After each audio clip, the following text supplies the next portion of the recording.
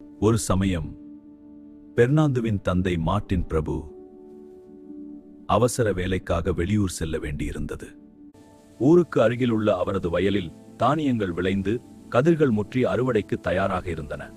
அதனால் அந்த தானியங்களை குருவிகளிடமிருந்து பாதுகாப்பது மிகவும் அவசியமாகியது. அவர் தாம் வெளியூர் சென்று திரும்பும் வரை வயலில் உள்ள தனியாங்களை குருவிகளால் பாதிக்கப்படாமல் காவல் காக்கும்படி கேட்டுக்கொண்டார். சிறுவனும் தன் தகப்பனார் ஆணையை ஏத்து குருவிகள் வயலில் இறங்கிவிடாமல் ஓசைகளை எழுப்பி காவல் காத்து வந்தான்.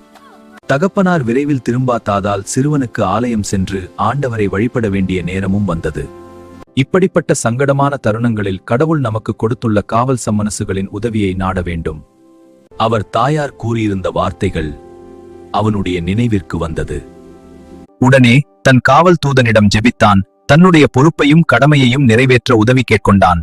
சகோதரரான சம்மனசே, நான் என் தகப்பனாருக்கு கீழ்ப்படிந்து குருவிகளிடமிருந்து தானியங்களையும் அதே சமயம் கோவிலுக்கு போய் ஆண்டவரையும் வணங்கவும் வேண்டும். அதற்காக ஒரு வழி சொல்லுங்கள் என்று கேட்டார்.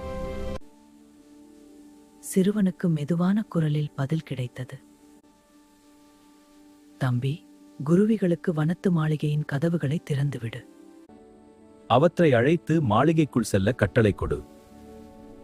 அவையாவும் மாளிகைக்குள் சென்றவுடன் கதவுகளை அடைத்துவிட்டு ஆண்டவர் இயேசுவிடம் பேசி வா என்றார்.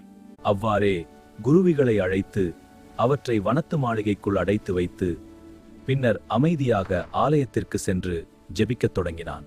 சிறிது நேரத்தில் பையனின் தகப்பனார் வயலுக்கு வந்து பார்த்தார். பையனை தேடினார். ஆனால் பையனை காணவில்லை. எங்கே இருக்கிறாய் மகனே, பதில் சொல்.